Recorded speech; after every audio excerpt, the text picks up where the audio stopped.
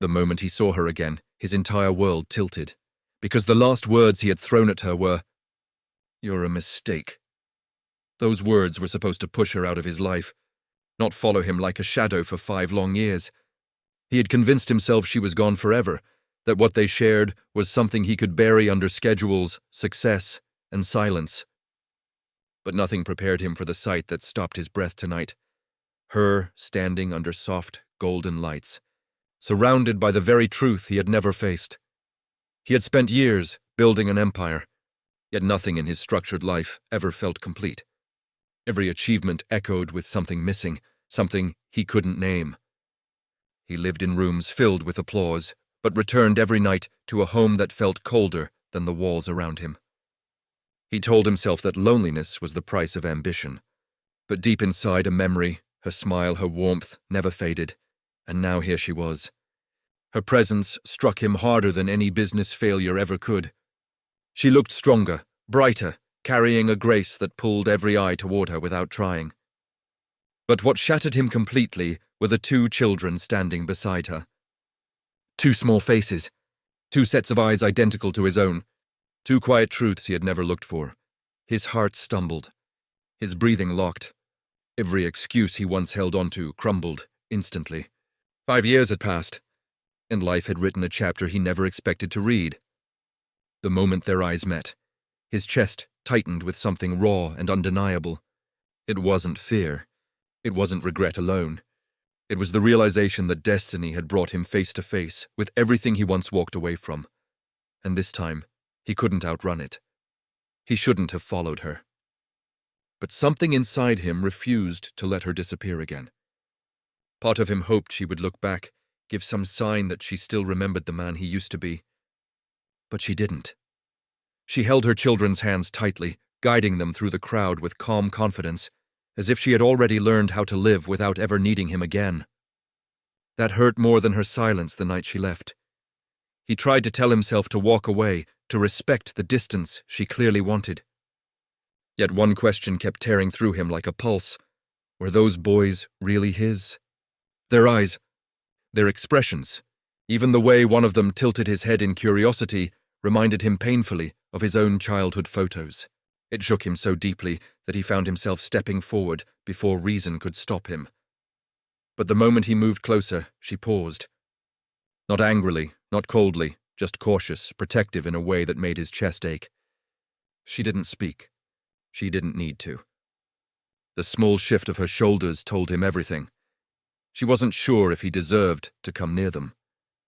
That realization hit him harder than any mistake he'd ever made in business. He opened his mouth, hoping words would come, but nothing did. Because what could he possibly say? "I'm sorry" felt too weak. "I didn't know" felt like an excuse. And "I want to understand" felt too late.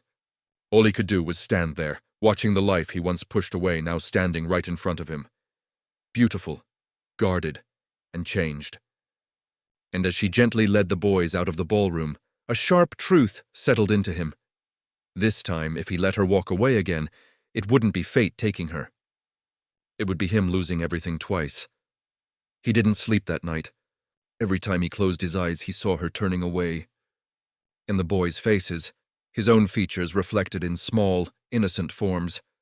By sunrise, one truth had settled into him so heavily he could barely breathe. If he didn't find her today, he might lose his only chance to make things right. That thought alone jolted him into action. He searched through every guest list, every charity contact, every message from the event organizers. Nothing. It was as if she had appeared like a moment of truth and vanished before he could understand it.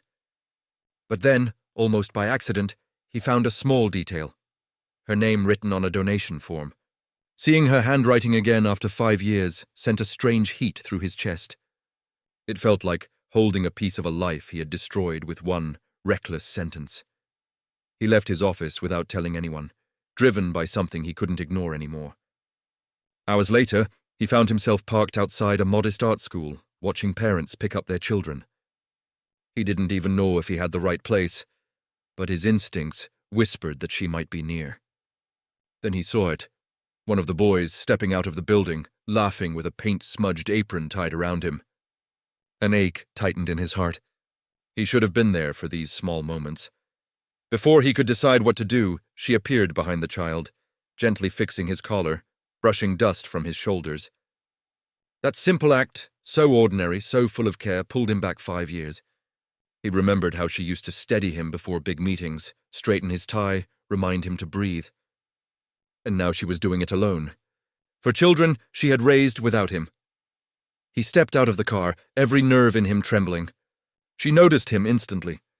Her eyes widened, not with surprise this time, but with something deeper, something unreadable. And in that instant, he knew this meeting wasn't an accident. It was a second chance, but only if he proved he was no longer the man who once pushed her away. For a moment, neither of them moved. The world around them kept going, cars passing, parents chatting, children running. But for him, everything narrowed to the way she held her son's hand a little tighter when she saw him. It was a small gesture, barely noticeable, yet it told him more than any words could. She didn't know if he was safe for their life. That truth sliced deeper than the memory of his own harsh sentence, years ago. He approached slowly, careful not to startle the child. His voice felt trapped in his chest, but he managed a quiet, "May I talk to you?" She didn't answer right away. Instead, she studied his face as if trying to understand who he had become during the years she raised their children alone. There was no anger in her eyes, just a calm strength that showed she had learned how to protect her peace without him. The boy beside her looked at him curiously, tilting his head the same way he used to as a child whenever something confused him.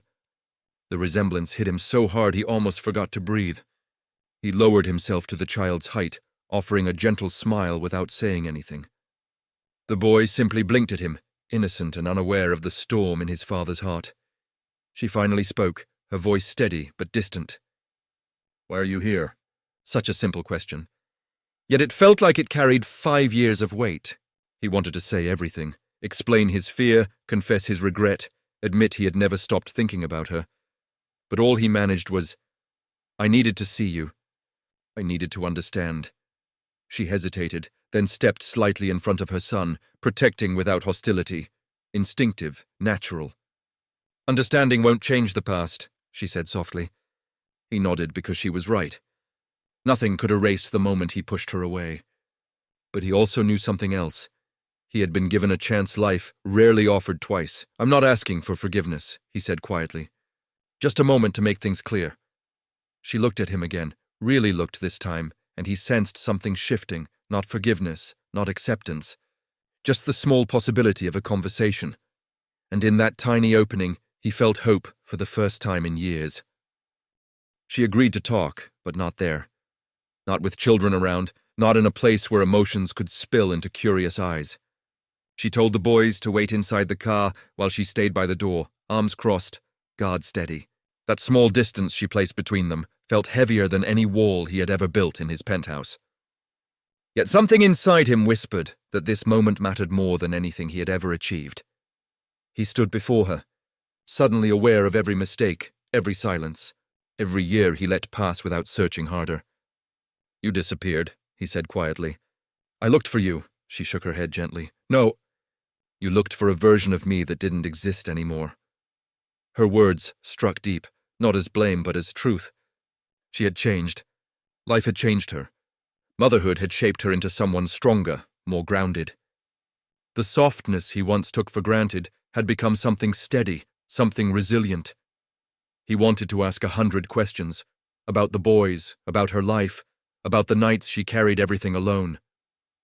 But he forced himself to speak only what mattered. "Are they—" She nodded before he could finish. "Yes, they are yours." The confirmation stole the breath from his chest. He had suspected it, felt it in every instinct, but hearing it aloud transformed everything. It wasn't shock he felt. It was the sudden weight of responsibility he had unknowingly abandoned.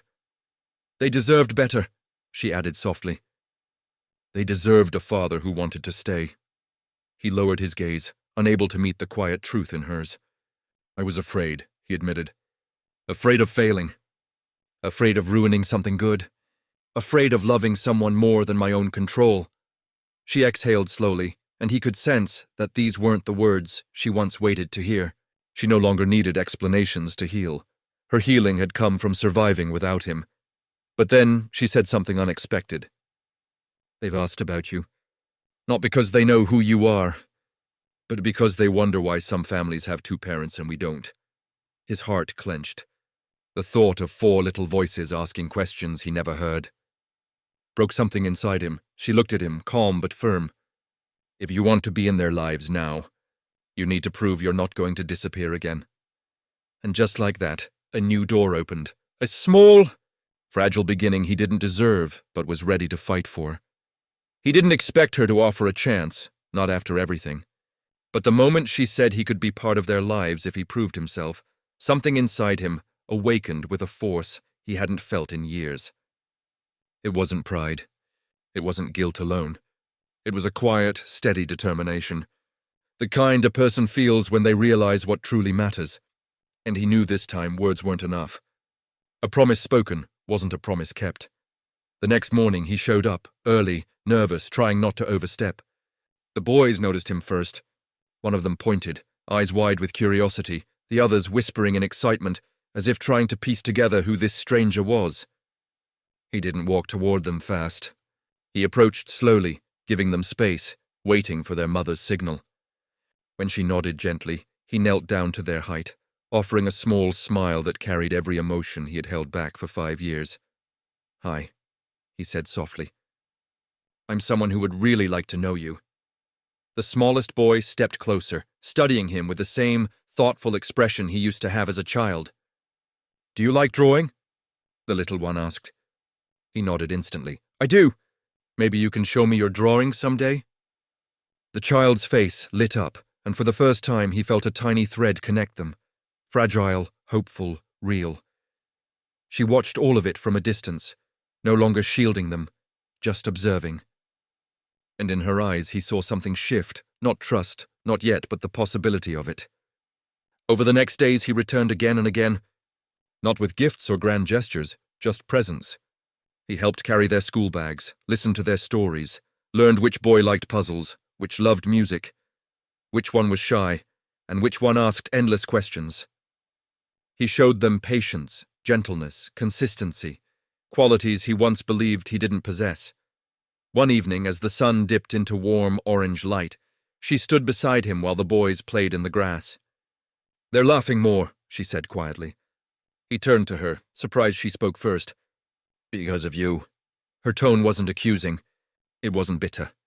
It held a quiet acknowledgement, one that felt almost like forgiveness, brushing the edge of possibility. He looked at her, really looked, and spoke with a voice steadier than before. "If you allow it, I want to be part of their future. Not just today. Not just for now. I want to earn my place, not because I deserve it, but because they do." She held his gaze for a long moment. Then slowly she nodded. It wasn't a declaration of love. It wasn't a reunion. It was something even more powerful. A beginning built not on apologies, but on effort. Not on promises, but on actions. Not on the past, but on the future their children deserved. And in that moment, he finally understood something he had never grasped before. Second chances aren't given. They are built one honest step at a time.